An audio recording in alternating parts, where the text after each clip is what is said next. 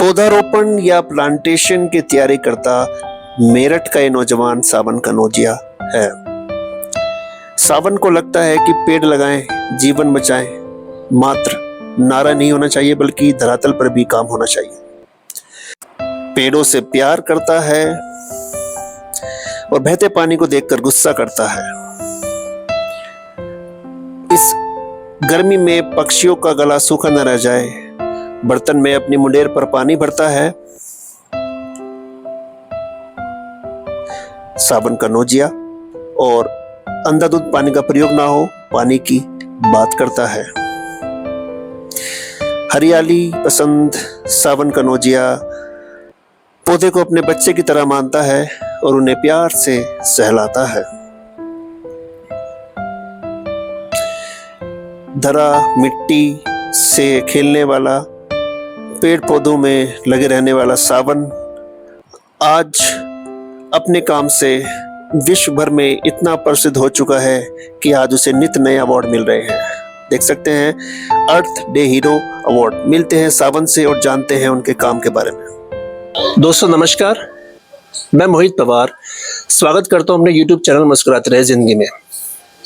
दोस्तों आपने मेरी जो इंस्पायरिंग स्टोरीज का पहला एपिसोड जो था उसको जो प्यार दिया उसके लिए आपका तहे दिल से शुक्रिया। और आज उसी के दूसरे एपिसोड में मैं हाजिर हूं किसी के साथ और आइए उनसे मिलते हैं। उनसे मिलने से पहले हम बात करते हैं, ये है Sawan. Sawan, hello, it's really great to have you on my show. आपका तहे दिल से स्वागत है। बहुत बहुत धन्यवाद रोहित जी। मोहित जी मोहित जी। सावन, जिस तरह के से बरसात में सावन में बदरा छाती हैं, इसी तरीके से सावन आज मीडिया में छाए हुए हैं। तो सावन, आप हमें बताइए कि आप ऐसा क्या करते हैं जो आप छाए हुए हैं? आई थिंक कि जब आप कोई अच्छा काम करते हैं तो मीडिया आपको अपना रिकॉग्नाइज करती है। You no need to go anywhere, आप काम करते रहिए। और जब आप कुछ अच्छा काम कर रहे होते, चाहे आप देश के किसी भी कोने में, वर्ल्ड के किसी भी कोने में हो, आपको जो कुछ लोग होते हैं वो आपको देखते रहते हैं, जैसे कि आप आज आए हैं देखते देखते। तो इस तरह से आप जो काम करेंगे और अच्छा काम करेंगे और ऐसे काम करेंगे जिसकी आवश्यकता समाज को है, जिसकी आवश्यकता आज के समय में लोगों को है, इस देश को है, इस धरती को है, तो अपने आप ही ऑटोमेटिकली लोग आपके पास आएंगे, आपसे पूछेंगे और फॉर श्योर वो आपको पब्लिश भी करते हैं। सावन, वो बताइए आप काम किस तरह का करते हैं?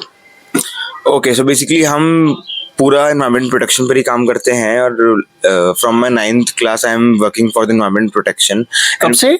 9th class. 9th क्लास से? एग्जैक्टली 9th क्लास से मैं काम कर रहा हूँ एनवायरमेंट प्रोटेक्शन के लिए। एनवायरमेंट प्रोटेक्शन, बिल्कुल। और क्योंकि हमारा ये ग्रह जो है, ये ग्रह एक मात्र ऐसा ग्रह है हमारे सोलर प्लेनेट में, सिस्टम में, जहाँ पर आज भी जीवन संभव है, जीवन अस्तित्व में है मनुष्यों का। लेकिन आज हम मनुष्य ही, हम ह्यूमन बींग्स ही इसको खत्म करने में तुले हुए हैं। हम मार्स पर जा रहे हैं और हम चांद पर पानी ढूंढ रहे हैं। बट मेरा मानना यह है कि जब हमारे इस धरती पर आज पानी मौजूद है और आज भी यहाँ जीवन संभव है, आकांक्षाएं देखी जा रही हैं, तो क्यों ना इसको ही कंजर्व करने पर ध्यान दिया जाए, इंस्टीट्यूट की हम बाहर जाए। रिसर्च हमेशा अच्छी के लिए होती है, लेकिन ऐसी रिसर्च का क्या फायदा कि जो हमारे जीवन को खत्म करने के लिए लेके जाए। बहुत अच्छा सावन। मैं बताना चाहूँगा, सावन एक एनवायरनमेंट क्लब चलाते हैं, इसके ये अध्यक्ष हैं। और वो बेसिकली एक एनवायरनमेंट क्लब जो है आपने 9th क्लास से स्टार्ट कर दिया, और ये किस तरह से काम करता है, किन क्षेत्रों में काम करता है? बिल्कुल। तो जब मैं 9th क्लास में था तो मैंने अपने स्कूल में देखा, Vardhaman academy railway road school में पढ़ता था, कि रिसेस के दौरान पर जो क्या होता था ना, कि जो मेरे सीनियर्स हैं, जो मेरे जूनियर्स हैं, वो लोग अपनी वाटर बॉटल फिल करने के बाद टैप्स को क्लोज नहीं करते थे। तो मैंने उनसे बोला कि आप लोग बंद क्यों नहीं करते हो? तो बच्चों ने, जो जूनियर्स, उन्होंने बोला कि भैया आप कर दो ना।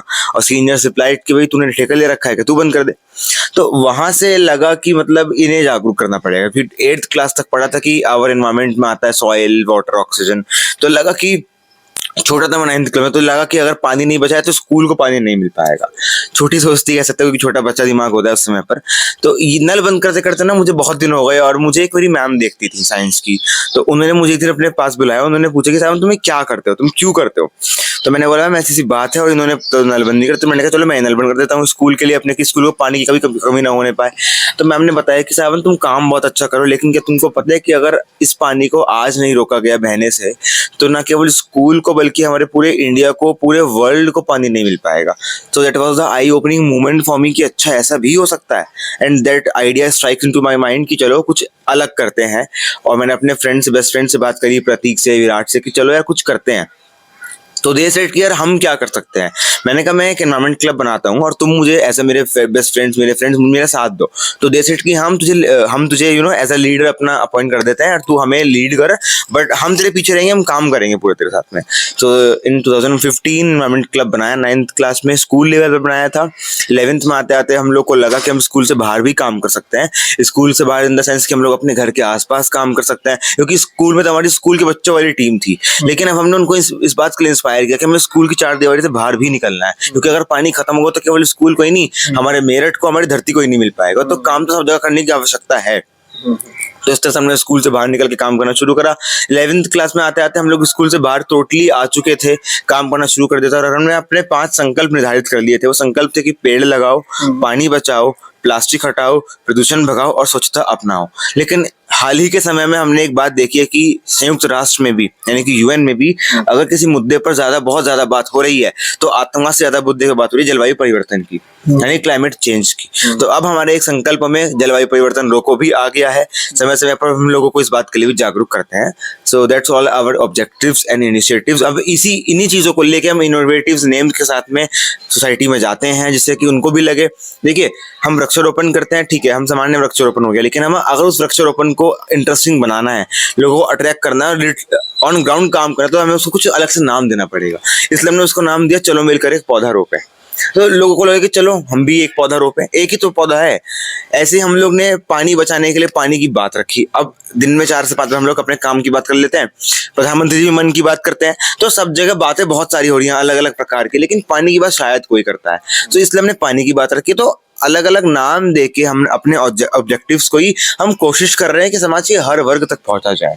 बहुत अच्छे। क्या सिचुएशन इतनी अलार्मिंग है सावन की, we should start this work at war footing, मतलब युद्ध स्तर पर हम जल को बचाएं? क्या इतनी अलार्मिंग सिचुएशन है क्या वाकई? निश्चित रूप से मोहित जी, इस समय की जो परिस्थितियां हैं वो गंभीर हैं।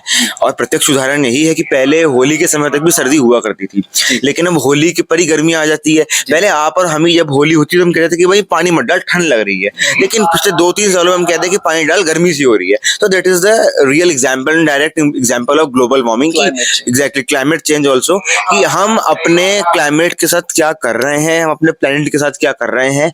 एक तरफ हम धरती को माँ बोलते हैं, एक तरफ हमें संस्कार सिखाया गया है कि उठते के साथ ही धरती को स्पर्श करो, उनके उनका आशीर्वाद लो, और दूसरी तरफ हम लोग प्लास्टिक का इस्तेमाल करके पानी को बहाकर उसी धरती माँ को प्रोबेबिलिटिक कंडीशन में लेके जा रहे हैं, धकेल रहे हैं बेसिकली। तो ये सब अलार्मिंग सिचुएशंस ही हैं और इनके लिए काम करने की आज आवश्यकता है। मैं आपको बताऊं, चेन्नई जो है एक सिटी है, वो शायद लगभग वो भूमिगत जल से, मतलब वहाँ भूमिगत जल बचा ही नहीं है। वहाँ पे 2000 फीट के नीचे जल नहीं मिला। और एक रिपोर्ट है वर्ल्ड रिसोर्स फोरम की कि हमारे देश में 2030 तक 40% पॉपुलेशन को साफ पीने का पानी मैसर नहीं होगा। काम आप बहुत आला दर्जे का कर रहे हैं, बहुत शानदार काम कर रहे हैं आप इस धरती को, धरा को बचाने का। Sawan, how old are you? I am 20 years old. आप केवल 20 साल के हैं। और जब मैं ये देख रहा था, जब ये बता रहे थे, तो एक अंदर इनके जुनून सा लगा इनकी बातों में। सावन, मैं आपको सच बताऊं, यूजुअली आपकी उम्र के बच्चे मैं देखता हूं, they are found to be involved in hanging around with their friends और गर्लफ्रेंड्स। शायद आपको भी देखा होगा। तो लोग ये नहीं कहते काहे चक्कर में पड़े हो, तुम्हारे अकेले करने से क्या होगा, कुछ ऐसा कोई सुनने को मिला शुरू में जब आपने काम शुरू किया? बिल्कुल, जब हम कोई मुहिम शुरुआत करते हैं या कुछ ऐसे संगठन का शुरुआत करते हैं तो हमें ये नहीं पता होता कि हमें कितने लोग मिलेंगे अच्छे मोटिवेट करने वाले और कितने लोग मिलेंगे डीमोटिवेट करने वाले। So when I started this, so people said कि यार पढ़ाई लिखाई में ध्यान लगा तो होता रहेगा। क्योंकि आज के समय पर क्या हो गया ना कि सोशल वर्क को लोगों ने मान लिया कि पहले सेटल हो जाओ, कमाई कर लो, पेंशन आएगी तब काम शुरू करेंगे। लेकिन आज की कंडीशन ऐसी हो गई है कि हम अपनी पेंशन तक या अपने रिटायरमेंट तक नहीं रुक सकते हैं, क्योंकि हम वो जनरेशन है जो क्लाइमेट चेंज से निपटने के लिए कुछ कर सकते हैं, और हम पहली भी और आखिरी ही हम हैं। Youth can bring a change. Exactly, क्रांति ही जब हुई हमारे देश में तभी तो आजादी मिल पाई हम लोगों को। भगत सिंह, सुखदेव, राजगुरु, मतलब देश में अलग अलग कोनों पर लोगों ने अपने प्राणों की आहुतियां दी। तो कुछ इसी प्रकार की आहुतियां, कुछ इसी प्रकार के योगदान आज हमारी धरती माँ मांग रही है उसके संरक्षण के लिए। और इसी पहल में, इसी क्रम में हमारा ये प्रयास है, मेरा ये प्रयास है कि हम लोगों को जागरूक करें। मैं आपको बताऊं मोहित जी कि हमारे संगठन से आज के दौर में क्या है कि संगठनों को नाम दे दिया कि एनजीओस की, वो पैसा कमाने के लिए बने हुए हैं। हम लोग अपनी 50 रुपीज मंथली कंट्रीब्यूशन करके ही सारा काम करते हैं। हम ये संदेश देना चाहते हैं युवाओं को आज के कि स्मार्टफोन के बाहर भी एक दुनिया है, वर्चुअली दुनिया से बाहर निकलिए, क्योंकि आपके आसपास ही आपको गर्मी तो महसूस हो रही है, लेकिन आप उस पर ध्यान देना नहीं चाह रहे। आज के युवाओं को ऐसी जन्मजात मिल रहा है तो वो अपने कंफर्ट जोन से बाहर निकलना ही नहीं चाहते। कंफर्ट जोन से जब आप बाहर निकलेंगे तो आपको पता लगेगा कि हाँ, ग्लोबल वार्मिंग भी है, कि यहाँ हीट वेव्स भी होती हैं। मैं आश्चर्यचकित हूँ कि एक छोटा बच्चा ही कहूंगा मैं अपने सामने कि इस तरह की सोच रख सकता है। सावन, आप मुझे ये बताइए कि क्या एक बंदे के करने से कुछ फर्क पड़ता है कुदरत पे? बूंद बूंद से घड़ा बढ़ता है, हमने पढ़ा है ये, ठीक है। यहाँ पे मैं आपको एक बात बताना चाहता हूँ। आपने देखा होगा अगर एक बंदा गलत करता है तो कुदरत पे क्या गलत प्रभाव पड़ता है। जैसे कोरोना का जो महामारी का आउटब्रेक हुआ, वुहान में कोई छोटी सी जगह में किसी ने कुछ गलत किया और उसकी सजा पूरी मानव जाति को भुगतनी पड़ी है। तो अगर कोई जो गलत करेगा, कुदरत सबको सजा देगी। अगर कोई अच्छा करेगा तो पूरी कुदरत पे एक क्यूमुलेटिव इसका फर्क पड़ता है। सावन, बहुत अच्छा कार्य कर रहे हैं आप। आप मुझे ये बताइए कि आपका जो कार्य है, मेरे ख्याल से कुछ आपको प्राइजेस वगैरह मिले हैं, तो कैन यू शो अस कि भाई कौन से प्राइज मिले हैं? अभी आपको दिखाएंगे। Sure. So this is the earth day hero award, and ये मुझे अर्थ डे ऑर्गेनाइजेशन ने दिया है। ये वही ऑर्गेनाइजेशन है जिसने 52 ईयर्स बैक पूरे विश्व में वर्ल्ड अर्थ डे मनाने की पहल की थी, शुरुआत की थी। और for Asia continent I have received this recently in Pragati Maidan of Delhi, and the regional director of Asia and Africa miss Karuna Singh, and the managing director Devpriya Dutt, and along with Rumit Walia who is outreach manager of earth day network, उन्होंने मुझे दिया है। और I think अभी तक मैं कार्य कर रहा था अपने समाज के लिए, अपने भारत के लिए, अपने मेरठ के लिए, लेकिन इस अवार्ड पर जब लिखा हुआ है कि अर्थ डे नेटवर्क या अर्थ डे हीरो, यानी अब ये मुझे हीरो मिला है, ये मुझे एक नायक बनाया गया है अपने पृथ्वी के लिए, अपने ग्रह के लिए। तो रिस्पॉन्सिबिलिटीज और बढ़ गई हैं। अगर मैं अभी दिन में 6 घंटे काम कर रहा हूँ पर्यावरण के लिए, या सोच रहा हूँ या प्लानिंग्स कर रहा हूँ, उसको एग्जीक्यूट कर रहा हूँ, तो अभी मुझे कम से कम उसको 6 से 8 घंटे बढ़ाना होगा, क्योंकि इस अवार्ड मिलने के बाद जितना अवार्ड भारी आपको दिख रहा होगा, उतनी इसकी भारी रिस्पॉन्सिबिलिटीज भी हैं। बहुत हैवी है। Even I can't hold it, मेरे हाथ में भी दर्द हो गया। Savan, let me read out it exactly. Invest in your planet. IESA Earth Day Hero Award, Savan Kanojia, 3rd May to 2022, and powered by this and this.